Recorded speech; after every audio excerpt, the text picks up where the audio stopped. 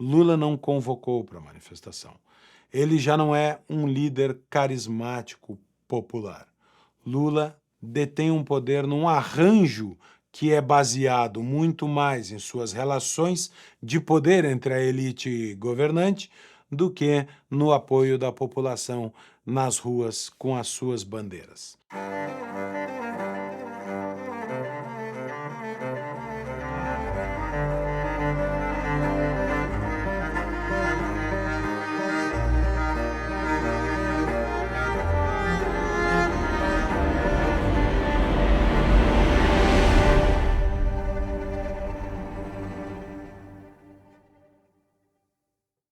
O PT foi às ruas. Finalmente, depois de quase uma década assistindo a nova direita brasileira tomar ruas e avenidas vestidas de verde e amarelo, finalmente o PT tomou a coragem de convocar uma manifestação, de mostrar a força do partido que venceu as eleições no Brasil e, assim, sua presidente, a presidente do PT, Gleisi Hoffmann, convocou o povo para estar nas ruas em defesa da democracia.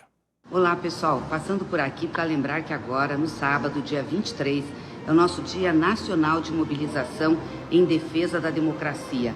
Golpe nunca mais, sem anistia. Consulte aí na sua cidade onde será o ato. Pegue sua bandeira e vá participar. A defesa da democracia depende de nós, da nossa mobilização e da nossa força. Grande abraço. Gleisi Hoffmann, em nome do PT, convocou para a manifestação. Para quem conhece a esquerda radical, há uma surpresa. Deixaram, pela primeira vez, de misturar governo e partido. O partido fez a convocação, mas o governo não. Assessores muito próximos de Lula da Silva acharam que seria um erro fazer um ato público porque seria medir forças com a mobilização de Jair Bolsonaro em 25 de fevereiro. A desculpa que foi para a mídia é uma desculpa quase esfarrapada. Seria muito perto do 31 de março e poderia incomodar os líderes militares por causa da proximidade do aniversário do golpe militar de 1964. A verdade é que a esquerda não tem mais a capacidade de mobilização que ela tinha quando os sindicatos, enriquecidos com o imposto sindical, mobilizavam junto com a CUT milhares de pessoas para sair às ruas com Lula. Desta vez não foi assim. Desta vez, até esta reportagem do Poder 360 mostra que, mesmo tendo o governo do estado na Bahia, o PT não conseguiu reunir mais do que 818 pessoas em frente à Fundação Casa de Jorge Amado. Ora, 818 pessoas é um número ridículo num lugar onde o PT tem o governo do estado, a prefeitura, apoiadores por toda parte, sequer os funcionários mais próximos do governo do PT foram à rua apoiar e fazer voz na manifestação que Gleisi convocou, lembrando que Salvador era a principal cidade da convocação e para lá Gleisi e o líder do governo no Senado, Jacques Wagner, se deslocariam para receber os aplausos da população e da claque petista. Não foi assim. Não foi assim na Bahia e não foi assim nem em Belford Roxo, onde, aliás, o prefeito deu ponto facultativo. Mas não era ponto facultativo para ficar em casa, para descansar ou para passar com a família. Era um ponto facultativo muito especial. Era para estar na inauguração de Lula, como o áudio desta diretora de uma escola de Belford Roxo deixa entrever. Olha, nós viemos da reunião e todo mundo sabe que terça-feira é ponto facultativo, mas não é ponto facultativo para a gente ficar em casa. O objetivo do ponto facultativo foi porque queremos todos nós na inauguração e tudo. Não é um ponto facultativo, foi emendar a segunda, porque segunda é normal. Conclusão, todos nós terça-feira lá. O que vai ser feito? Vai ter a rota do presidente, só que nós não estamos assim, o povo não vai acompanhar tudo, que vocês sabem, a concentração é em frente ao batalhão, está sendo tudo calçado, tudo organizado, que precisamos de todos. Nem assim, nem dando folga, conseguiram lotar as ruas, nem na Bahia, nem em Belford Roxo, nem em nenhum lugar do Brasil. Aquele Lula, o Lula popular, o Lula que enchia caravanas de sindicalistas para o acompanharem Brasil afora, parece que não existe mais. A versão Lula da cachaçinha no balcão do boteco parece de fato ter desaparecido para consolidar o Lula dos Romanè Conti e dos vinhos de milhares de reais. O Lula que passeia pela ONU, que viaja para Davos, mas o Lula que não vai na Vila Popular olhar a população de frente.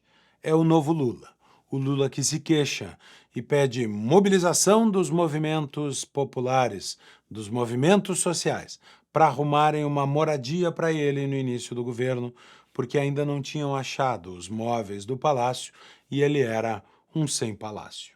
Eu deveria estar falando lá naquele microfone do Movimento Social para reivindicar do companheiro Rui Costa, nosso ministro-chefe da Casa Civil, a casa para o presidente da República morar, porque eu ainda não estou morando numa casa. Eu estou morando no hotel. Eu na verdade, sou um sem casa, um sem palácio. Vocês precisam ajudar a reivindicar o direito de eu morar, porque já faz mais de 45 dias que eu estou no hotel e não é brincadeira. É eu, Janja e 2 cachorras que estão dentro do hotel à espera que a gente consiga liberar o Palácio da Alvorada, porque o cidadão que estava morando lá me parece que não tinha nenhuma disposição e nenhuma intenção de cuidar daquilo. Nem cama a gente encontrou dentro do Palácio da Alvorada, no quarto que é o quarto presidencial. Este é o novo Lula, o Lula que reclama de Hotel 5 Estrelas, versus aquela história do Partido dos Trabalhadores que nasceu no confronto com o capital para ajudar a classe trabalhadora. Isso é história antiga para o PT. O novo Lula é o Lula que não tem coragem de convocar o povo às ruas. E ao não fazer, as manifestações mixaram ainda mais. Uma vergonha para quem tem o poder no Brasil. Sim, é verdade, Lula tem o poder e a verdade também é que manifestação e protesto são instrumentos, basicamente, da oposição, de quem está fora do poder, de quem almeja o poder ou de quem critica o poder. A figura do protesto a favor é uma coisa esdrúxula como um quadrado redondo. Não parece funcionar. Pessoal, vou parar um pouquinho para fazer um convite muito especial para o Fórum da Liberdade que acontece em Porto Alegre nos dias 4 e 5 de abril.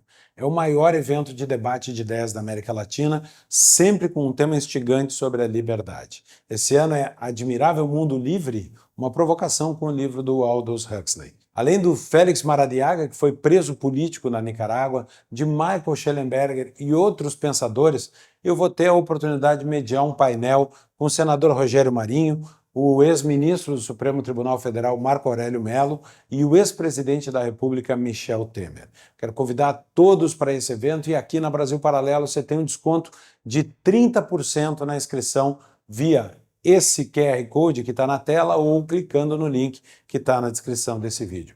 Não percam o Fórum da Liberdade, o maior encontro de mentes livres do sul do mundo. Algumas pessoas lembram de Bolsonaro no 7 de setembro, quando ele estava no poder e convocou manifestações. Sim, mas não eram só manifestações a favor de Bolsonaro. Elas eram também grandes manifestações contra uma divisão do poder de Bolsonaro. Bolsonaro tinha o governo, mas não tinha todo o poder. Bolsonaro tinha um poder fraturado, dividido, ao contrário de Lula. Lula tem um poder indivisível, um poder harmônico, não independente entre si, mas harmônico com os demais poderes da União. Não era o caso com Bolsonaro. E por isso Bolsonaro, mesmo estando no governo, convocou as manifestações do 7 de setembro, que tinham uma carga de reclamação, de contraposição, de levantamento de uma pauta contrária a alguém. Não era só apoio a Bolsonaro e aqueles cartazes que eram erguidos que diziam Supremo é o povo, lembram bem deste momento. Portanto, grandes manifestações são tipicamente da oposição. Elas podem acontecer quando um líder carismático inflama e atrai para essas manifestações. Manifestações a favor podem ocorrer. É preciso muita bala na agulha para convocar isso. É preciso muita coragem. O que Bolsonaro mostrou naquele 7 de setembro, num misto de apoio popular e contraposição a outros poderes. Lula preferiu não fazê-lo. Lula não convocou para a manifestação. Ele já não é um líder carismático popular. Lula detém um poder num arranjo que é baseado muito mais em suas relações de poder entre a elite governante do que no apoio da população nas ruas com as suas bandeiras.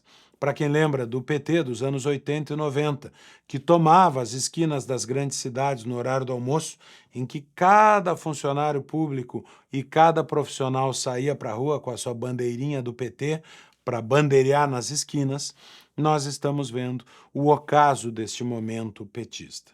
A esquerda abandonou a sua velha pauta tradicional de defesa dos trabalhadores e agora aderiu à esquerda woke, a esquerda identitária, nascida principalmente nos Estados Unidos. Isso enfraquece ainda mais a figura de Lula da Silva, que continua tropeçando nas palavras e não consegue comprar completamente o discurso identitário. Esta é a nova natureza do governo do PT. Um governo que não consegue mobilizar, que não tem sequer os sindicatos a seu favor, que nem os funcionários mais próximos e nomeados pelos seus governos saem à rua em sua defesa. É manifestação pela democracia? Parece que os aliados de Lula não veem uma ameaça tão grande à democracia da forma como eles a entendem. Não viram necessidade de sair às ruas para defender uma democracia. Talvez porque Lula tem mesmo esse poder indivisível, este poder pleno e mar calmo com a sua relação com o Supremo Tribunal Federal e o Congresso Nacional, pelo menos nas suas duas maiores lideranças.